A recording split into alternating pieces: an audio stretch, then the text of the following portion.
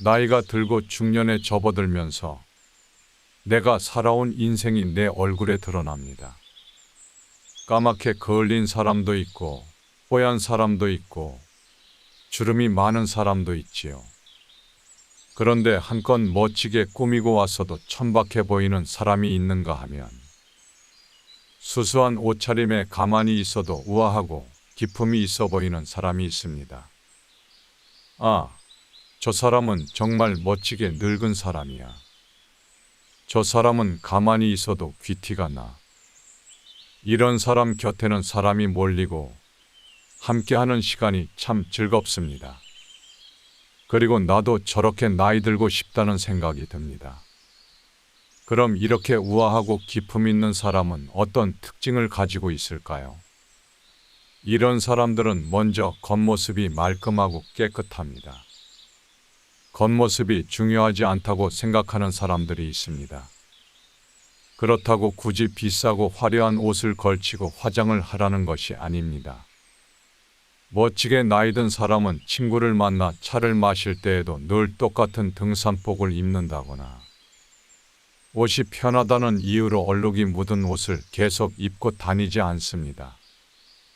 또 매일 아침 일어나 따뜻한 물로 샤워를 하고 저녁에 아무리 귀찮아도 꼭 샤워와 양치질을 합니다. 이런 사람들은 화장을 안 해도 안색이 좋고 건강해 보입니다. 손톱도 깔끔하게 손질하고 머리도 잔머리 없이 잘 정돈되어 있는 사람들은 나이가 들어도 늙어 보이지 않고 오히려 좋은 기운이 느껴집니다. 그리고 이런 사람들은 꾸준히 움직입니다. 날이 추워서, 무릎이 아파서, 괜히 힘이 없어서 하루 종일 가만히 있진 않으신가요? 나이가 들수록 귀티가 나고 고상해 보이는 사람은 매일 움직입니다.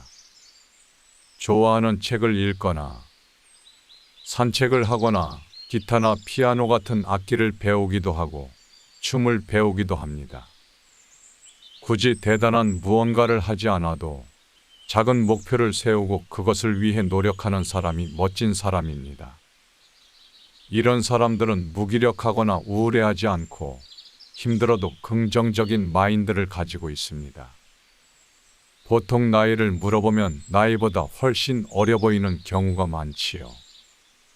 삶의 에너지가 있고 마음의 여유를 가지고 있으니까요. 이런 사람과 이야기를 하면 지나간 과거에 얽매여 있지 않고 늘 재밌는 이야기가 가득합니다. 무엇을 하기가 어렵다면 간단한 것부터 시작해보는 건 어떨까요? 아침에 일어나면 조용히 명상을 한다든지, 밥을 먹으면 꼭 동네를 한 바퀴 걷는다든지, 매일 밤 자기 전에 일기를 쓴다든지요. 다음으로 중요한 것은 교양이 있어야 한다는 것입니다. 교양은 단순히 아는 게 많다거나 지식이 많다는 것이 아닙니다. 이 사람이 교양이 있는 사람인지 아닌지는 한두 마디 나누어 보면 알 수가 있습니다. 교양 있는 사람들은 처음 본 사람이 나보다 어리다고 해서 반말하지 않고 목소리를 크게 내거나 상스러운 말을 하지 않습니다. 그리고 상대방의 기분이나 상황에 따라 상대방을 배려해주는 말을 합니다. 본인이 잘못을 했을 때는 잘못을 인정하고 사과하지만 다른 사람이 잘못을 했을 때에는 지적하지 않고 부드럽게 대해줍니다. 내면이 성숙한 사람인 것이지요. 지금 주변의 친구들을 떠올려 보세요. 대화를 주도하고 언성을 높이고 늘 자기 자랑만 늘어놓는 사람이 있는 반면에 내 이야기를 경청해주고 불필요한 말을 하지 않는 사람이 있으신가요?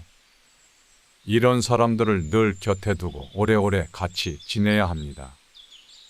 나이를 먹고 살아온 나날이 많을수록 가치관도 단단해지고 심하면 고집이 생기기도 합니다.